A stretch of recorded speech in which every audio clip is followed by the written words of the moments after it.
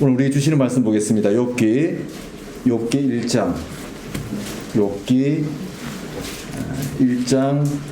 13절에서 22절의 말씀입니다. 욥기 1장 13절에서 22절의 말씀. 구약성경 761쪽입니다. 욥기 1장 13절에서 22절의 말씀. 네, 찾으셨으면 저와 여러분이 한 절씩 서로 나누어 읽겠습니다. 하루는 욥의 자녀들이 그 맏아들의 집에서 음식을 먹으며 포도주를 마실 때에 사환이 욥에게 와서 수모는 자기를 알고 아이는 그 곁에서 풀을 먹는데 스바 사람이 갑자기 이르러 그것들을 빼앗고 칼로 종들을 죽였나이다. 나만 홀로 피하였으므로 주인께 아래로 왔나이다. 그가 아직 말하는 동안에 또 사람이 와서 이르되 하나님의 물이 하늘에서 떨어져서 양과 종들을 살라버렸나이다. 나만 홀로 피하였으므로 주인께 아래로 왔나이다. 그가 아직 말하는 동안에 또 한 사람이 와서 아뢰되 갈대아 사람이 새 무리를 지어 갑자기 낙타에게 달려들어 그것을 빼앗으며 칼로 종들을 죽였나이다. 나만 홀로 피하였으므로 주인께 아뢰러 왔나이다. 그가 아직 말하는 동안에 또 한 사람이 와서 이르되 주인의 자녀들이 그들의 맏아들을 집에서 음식을 먹으며 포도주를 마시는데 그친 들에서 큰 바람이 와서 집 네 모퉁이를 치매 그 청년들 위에 무너짐으로 그들이 죽었나이다. 나만 홀로 피하였으므로 주인께 아뢰러 왔나이다 한지라. 욥이 일어나 그것을 짚고 머리털을 밀고 땅에 그를 얘기하며 21절 22절 다 함께 읽습니다. 이르되 내가 모태에서 알몸으로 나왔사온즉 또한 알몸이 그리로 돌아가올지라. 주시니도 여호와시오 그 주시니도 여호와시오니 여호와의 이름이 찬송을 받으실지니이다 하고 이 모든 일에 욥이 범죄하지 아니하고 하나님을 향하여 원망하지 아니하니라. 아멘. 지난 한 주 동안 평안하셨습니까? 네. 우리 예배드리기 전에 준비 찬송할 때 제일 처음 불렀던 찬송이 486장이었죠. 근데 486장을 찬송을 하는데 갑자기 제가 어릴 때 생각이 났습니다. 제가 국민학교 4학년 때 교회에서 연극을 하는데 이 찬송을 제가 불렀던 기억이 납니다. 그때 제가 맡았던 역이 죽어가는 사람의 역이었는데 초등학교 4학년이 무엇을 안다고 이 찬송을 부르면서 그렇게 울었던 기억이 납니다. 초등학교 4학년에게도 인생은 참 힘들었던 모양입니다. 오늘 이렇게 듣고 있으니까 그때 그 생각이 났었습니다. 지난 주일부터 우리는 욥기를 함께 읽고 묵상하기 시작했습니다. 지난 주일 함께 나눈 말씀을 정리해 보면 욥은 하나님께서 어느 누구에게도 자랑할 수 있는 믿음의 사람, 하나님께서 인정하는 의인이었습니다. 그의 삶은 흠잡을 데가 없었고 정직하였고 하나님을 경외하는 사람이었습니다. 하나님께 늘 예배드리는 삶을 사는 성결한 사람이었습니다. 가정을 잘 돌보는 모범적인 가장이었을 뿐만 아니라 좋은 아버지였고 사회적으로 경제적으로 성공한 부를 이룬 사람이었습니다.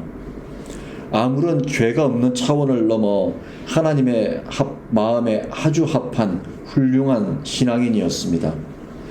이런 욥을 자랑하는 하나님을 향해 사탄은 욥이 하나님으로부터 받은 물질적인 축복과 이 땅에서 하는 일마다 다 형통함 때문에 또 하나님이 지켜주시고 보호해 주시는 그것 때문에 그가 하나님을 경외하고 믿는 것이라고 말합니다.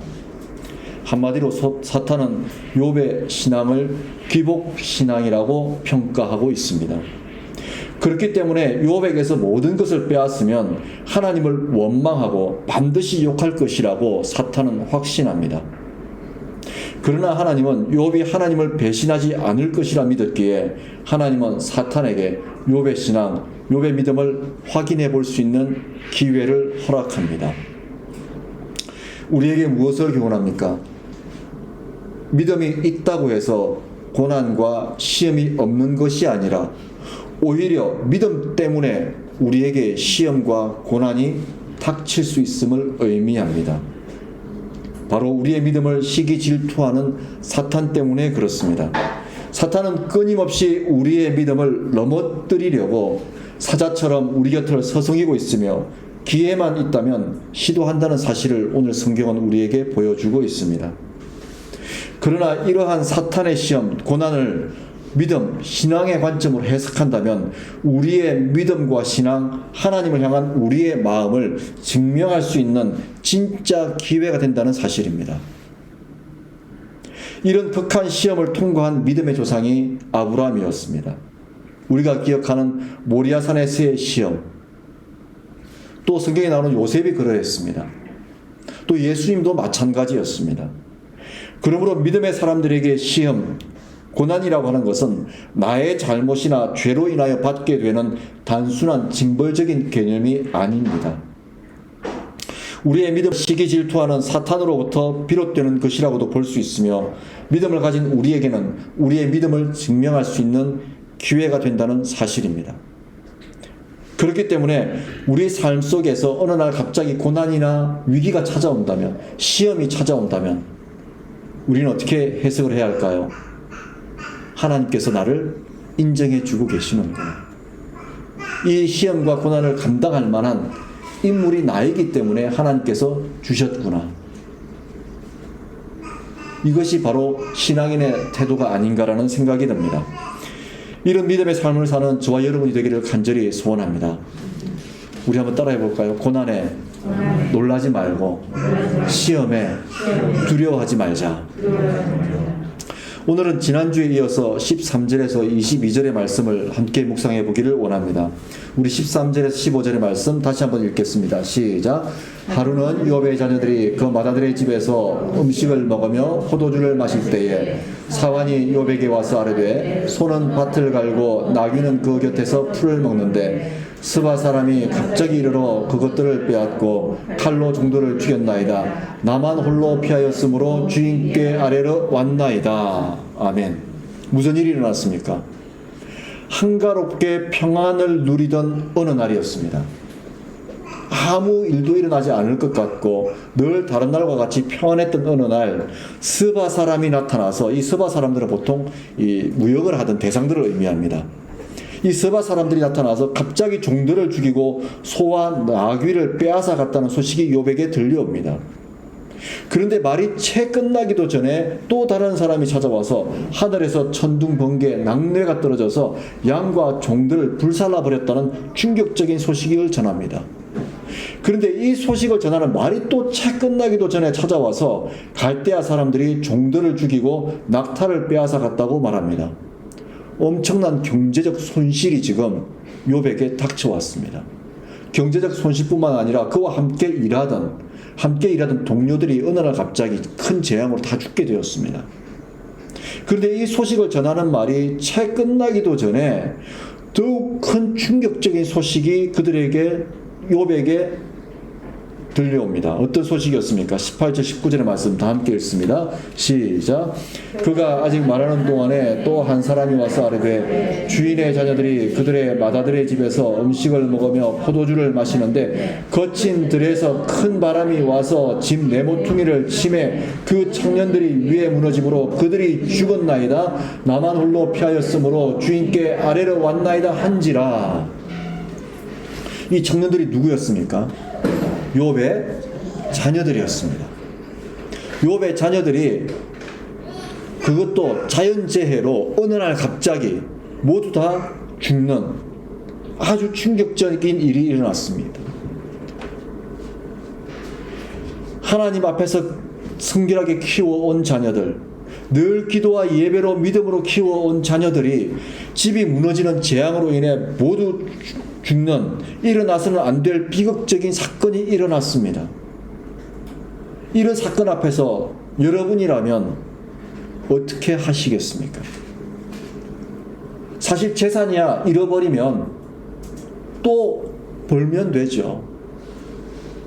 또 일하는 사람들이 함께 죽는 것은 내 피부치가 아니기 때문에 세월이 지나면 잊혀지겠지요. 근데 말씀으로 키웠습니다.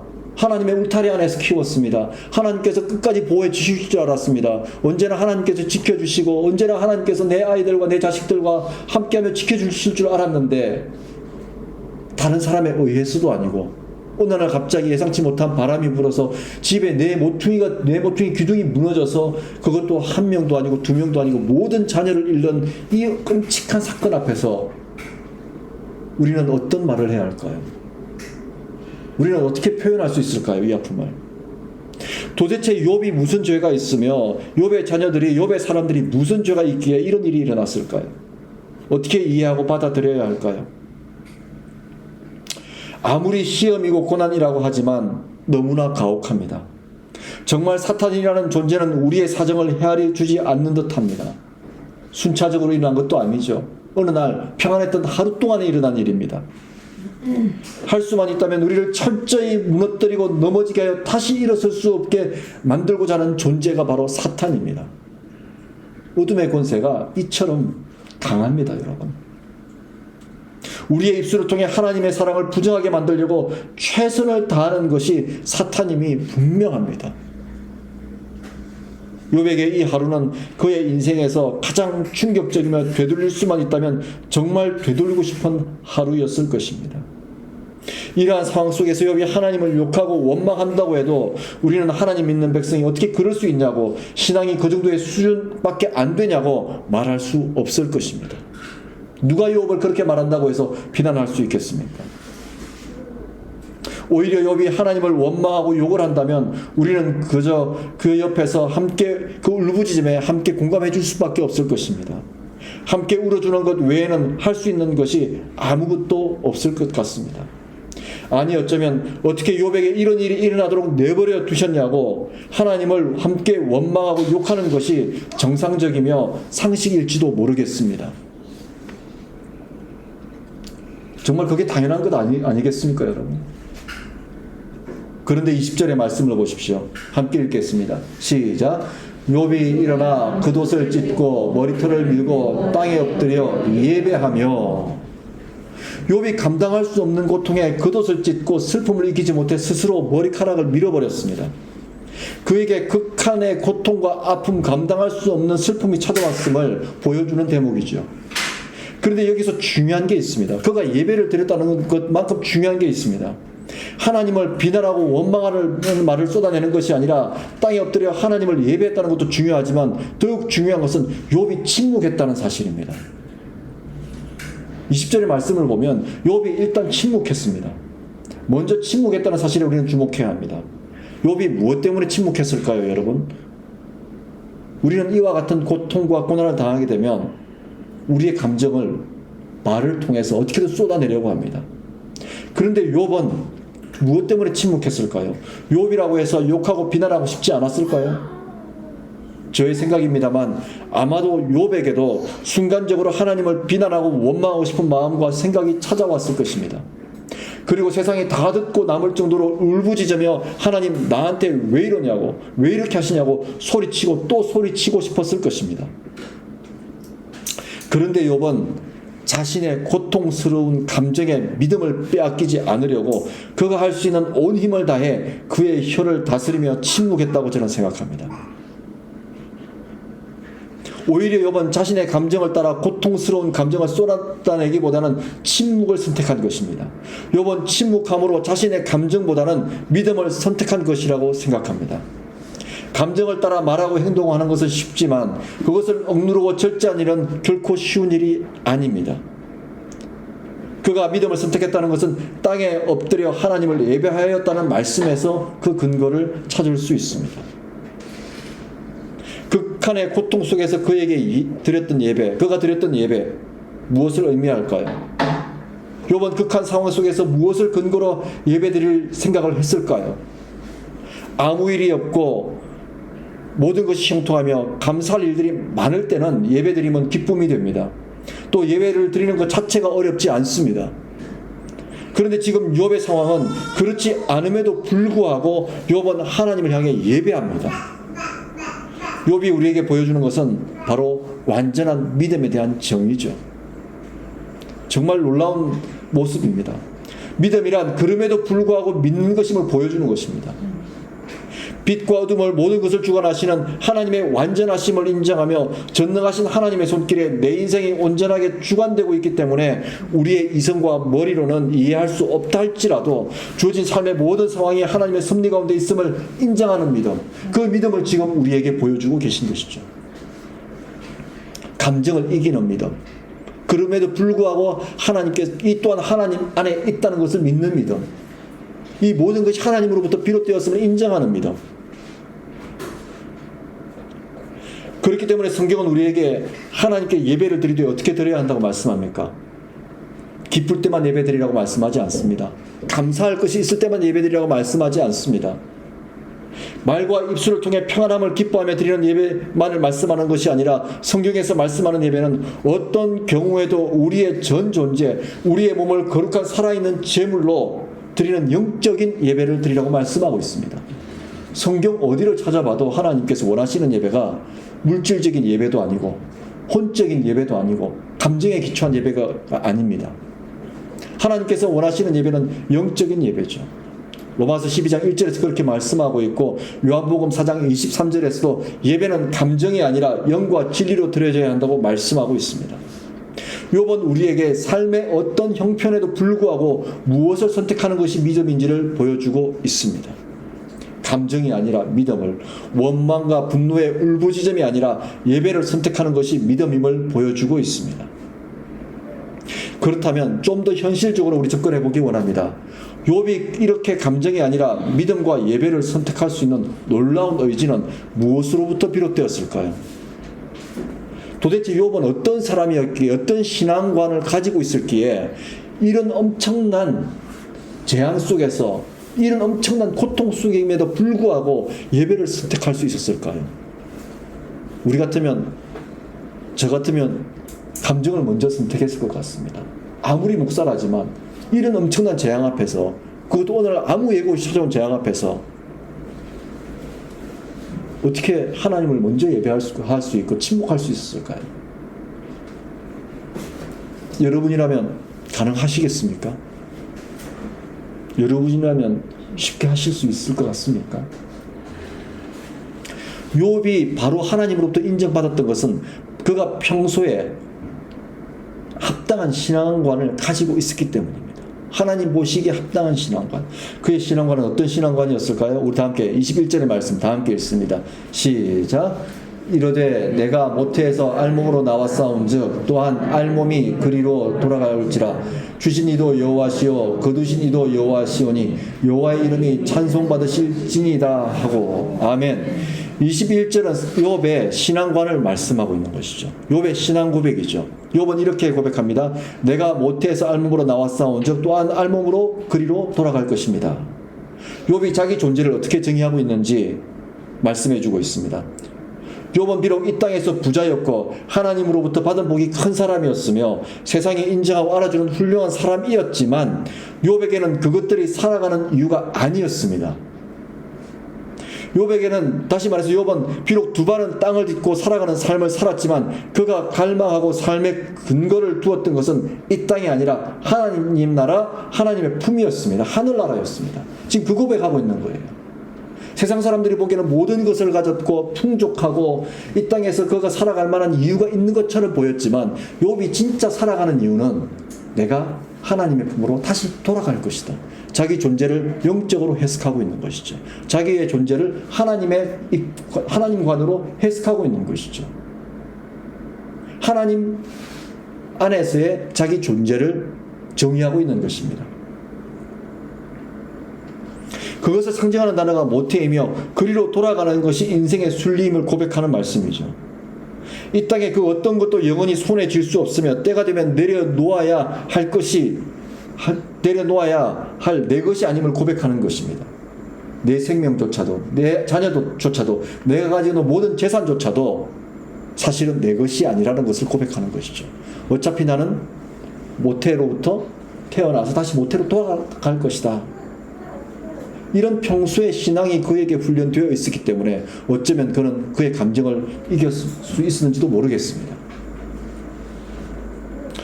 그렇기 때문에 비록 육신으로는, 마음으로는 극한 고통과 말로는 다 표현하기 힘든 슬픔이 그를 괴롭혔지만 영적으로는 하나님께 철저히 속한 사람이었기에 감정보다는 믿음으로 예배드림이 고난과 슬픔을 이겨내는 비결이라는 사실을 알고 있었던 것입니다. 욥의 믿음의 근거가 눈에 보이는 축복이 아니라, 형통이 아니라 욥의 믿음의 근거가 하나님과의 끊임없는 영적인 교제에 있었다는 것을 우리에게 보여줍니다. 그 자신을 땅에 속한 사람으로만 정의하기보다는 하늘나라에 속한 사람이라는 영적인 존재로 자신을 정의하였기 때문에 그는 하나님께 예배드릴 수 있었습니다. 사랑하는 믿음의 가족 여러분, 오늘 우리는 욥을 통해서 중요한 믿음을 배웁니다. 우리 믿음의 근거가 하나님과의 영적 교제에 있어야 함을 배웁니다. 우리가 비록 이 땅을 짓고 살지만 결국 우리는 하늘에 속한 사람으로서 유한한 이 땅을 떠나 본래 우리가 있었던 하나님 품으로 돌아갈 존재임을 깨닫습니다. 그렇기 때문에 우리는 이 땅에서 마주하게 되는 삶의 고난과 슬픔, 고통의 순간에도 감정과 마음에 지배당하기보다는 하나님 안에서 영적인 예배를 선택함이 이 모든 것을 극복해 나가는 비결임을 배웁니다. 욥과 같은 믿음이 우리에게 충만하기를 간절히 기도합니다. 계속해서 21절의 말씀에 보면 또 욥이 이렇게 고백합니다. 주신 이도 여호와시오, 거두신 이도 여호와시오니. 이 말씀을 묵상하면서 저는 개인적으로 마음이 얼마나 이렇게 좀 벅차올랐는지 모릅니다. 왜 하나님께서 욥의 신앙을 그렇게 자랑하셨는지 알 수 있었습니다. 우리는 하나님을 생각할 때 어떻게 생각하기를 좋아합니까? 내가 필요한 것만 골라주시는 좋으신 하나님만을 생각하고 싶어 합니다. 내가 믿는 하나님은 나의 모든 필요와 나의 마음을 만족시켜 주시는, 가져 주시기만 하면 좋은 하나님. 주시는 하나님은 거두어 가시지 않는다라고 생각합니다.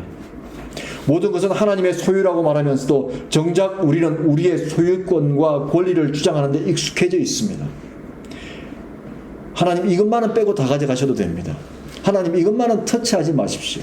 이것만은 제 것입니다. 이 정도는 제가 제 권리를 주장할 수 있지 않습니까? 라고 말하는 게 우리의 신앙입니다. 우리의 편리대로 하나님의 소유권도 해석하려고 하죠.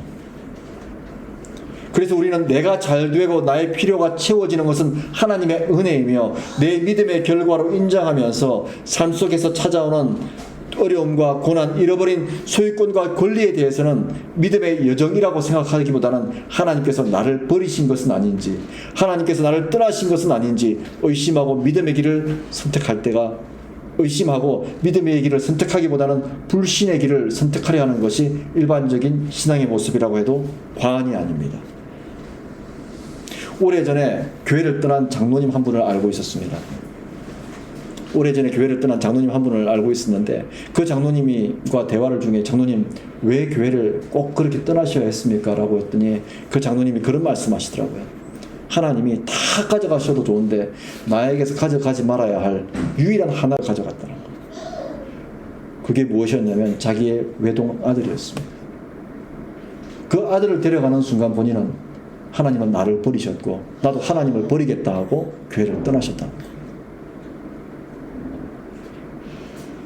그러면서 저에게 하나님 이야기 자기 입 앞에서는 절대 꺼내지 말라 그러시더라고요. 근데 오늘 욥은 어땠습니까? 주신 것도 하나님이시오, 거두어 가시는 것도 하나님이십니다 라고 고백합니다. 완전한 믿음이죠. 주신 분이 하나님이시라면 가져가실 분도 하나님이라는 신앙. 욥은 우리 인생과 삶의 여정에 모든 주권이 하나님께 있음을 온전히 인정했습니다. 말로만 종교적인 언어로서만 하나님을 전능의 왕이요 만군의 주 여호와로 인정하는 것이 아니라 자신의 모든 삶과 존재로 하나님을 진짜 내 삶의 주인으로 인정할 뿐만 아니라 자신에게 주어진 모든 것과 생명까지도 하나님의 손에 달려 있음을 인정하고 있습니다. 이러한 욥의 신앙이 있었기에 욥은 고통의 순간을 넘어 하나님을 예배할 수 있었다고 생각합니다. 이것이 하나님께서 인정하시는 온전한 신앙이라고 오늘 성경은 말씀합니다. 사도 바울은 로마서 말씀에서 나의 나됨 것은 하나님의 은혜라고 고백하죠. 사도 바울이 고백했던 나의 나됨이란 어떤 나됨이었습니까? 육신적으로 세상적으로 잘됨을 의미하지 않았습니다. 사도 바울은 온갖 고난과 고통 가운데 전도 복음의 길을 걸었고 마지막은 형장의 이슬로 사라지는 고통스러운 삶을 살았습니다. 그랬던 그의 입술에서 나온 고백이 나의 나 된 것은 하나님의 은혜로다. 하나님의 은혜로다. 사도 바울도 욥처럼 모든 주권을 하나님께 맡기는 신앙이었고 하나님을 인정하는 신앙이었기 때문에 이런 고백을 할 수 있는 믿음의 사람이었습니다. 사랑하는 성도 여러분, 믿음, 무엇이 믿음일까요? 우리가 지금까지 믿어왔던 믿음은 정말 어떤 믿음이었을까요? 하나님은 여러분에게 어떤 분이십니까? 여러분의 뜻대로 모든 것이 이루어질 때는 감사의 하나님, 여러분의 뜻대로 되지 않고 고난과 어려움이 찾아올 때는 원망과 불평의 대상으로서의 하나님이 아니신지요? 우리는 하나님을 향해 침묵하기보다는 온갖 비난과 분노의 화살을 쏟아내고 있지는 않은지요? 욥은 그럼에도 불구하고 하나님의 주권을 인정하고 하나님의 이름이 찬송받기에 합당하다고 고백합니다. 욥의 신앙 앞에 절로 고개가 숙여집니다. 정말 우리가 자라가야 할 신앙의 모범을 발견합니다. 오늘 우리에게 주신 말씀을 정리하며 결론을 맺고자 합니다. 마지막으로 22절의 말씀 다 함께 읽겠습니다. 시작. 이 모든 일에 욥이 범죄하지 아니하고 하나님을 향하여 원망하지 아니하니라. 이 모든 일에 재산을 잃고 함께 일하던 동료를 잃고 사랑하는 자녀마도 모두 잃었던 이 모든 일에도 불구하고 욥이 범죄하지 아니하고 하나님을 향하여 원망하지 아니하니라. 욥이 아주 탁월하고 특별해서가 아닙니다. 욥이 우리보다 더 나은 무엇인가가 있었던 것이 아니라 믿음을 온전하게 이해하고 있었기 때문입니다. 욥은 믿음이 우리에게 무엇인지 보여줍니다. 욥은 믿음이란 내 인생 전체의 소유권이 하나님께 있으며 삶의 어떤 경우에도 하나님께 모든 주권이 있음을 인정하는 것임을 보여줍니다. 예배하는 삶을 통해 보여줍니다. 동시에 욥은 사탄에게 그 자신이 땅을 딛고 살기에 고통스러운 삶을 피할 수는 없으나 하늘에 속한 사람이기에 돌아갈 하늘나라에 대한 소망으로 견디고 이겨낼 수 있음을 보여줍니다. 그러므로 믿음에 대해서 정의한다면 믿음이란 고난과 아픔, 삶의 고통을 이기게 만들어주는 힘이라고 정의할 수 있습니다.